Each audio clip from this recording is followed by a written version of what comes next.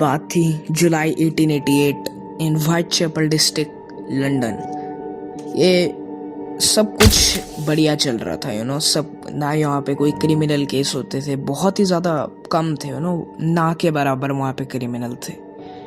लेकिन अगस्त के आते आते ही एक प्रोस्टिट्यूट मैरी एन निकोलस के मर्डर का केस बाहर आता है। ये डेड बॉडी लंदन के ईस्ट एंड में 31 अगस्त 1888 को मिलती है।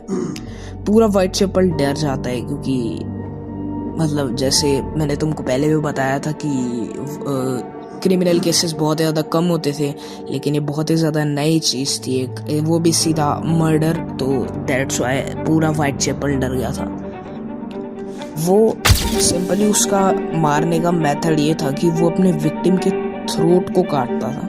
I know this can be very disgusting and disturbing, लेकिन वो अपने विक्टिम के थ्रोट को काटता था और वो कुछ इस हिसाब से म्यूटिलेट करता था बॉडी को, जिससे साफ पता लग जाता था कि उसको ह्यूमन एनाटॉमी की अच्छी खासी नॉलेज थी। मे बी ऐसा हो सकता है वो डॉक्टर हो, जस्ट वी डोंट नो। उसने ऐसे बहुत से मर्डर किए जो कि अननोन रहे, जिसका कोई पता नहीं लगा पाया। जिसके next known victim Annie Chapman की बॉडी 8 सितंबर 1888 को मिली थी। Next Elizabeth Stride found dead on 30 सितंबर 1888। कैथरीन एडोए जो कि एलिजाबेथ के साथ ही मिली थी और सेम डेट में 30 सितंबर 1888। एंड मैरी जेन केली जिसकी बॉडी मिली थी 9 नवंबर 1888 को। और वो ऐसे ही कॉन्टिन्यूसली मर्डर्स करता गया। उसकी आइडेंटिटी हमेशा अननोन रही थी, ना ही वो कभी पकड़ा गया, ना ही उसको आज तक किसी ने देखा।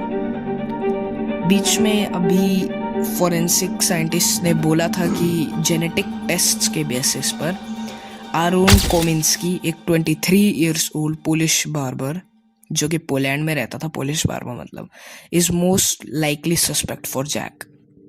कुछ लोगों का कहना था कि वो लंदन से एस्केप कर गया था क्योंकि उसकी आइडेंटिटी अननोन रही थी। वो नॉर्मल लोगों के बीच नॉर्मली रहना स्टार्ट कर दिया था और हो सकता है वो उनके साथ रह कर ही किसी न किसी का मर्डर कर रहा हो, but it's still a mystery.